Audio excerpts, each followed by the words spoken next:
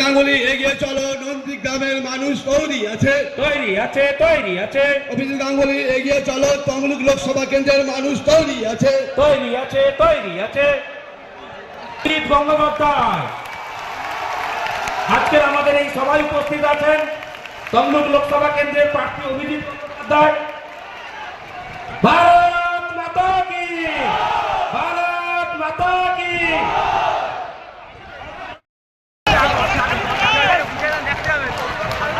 আমাদের প্রিয় প্রার্থীকে বরণ করে নিচ্ছেন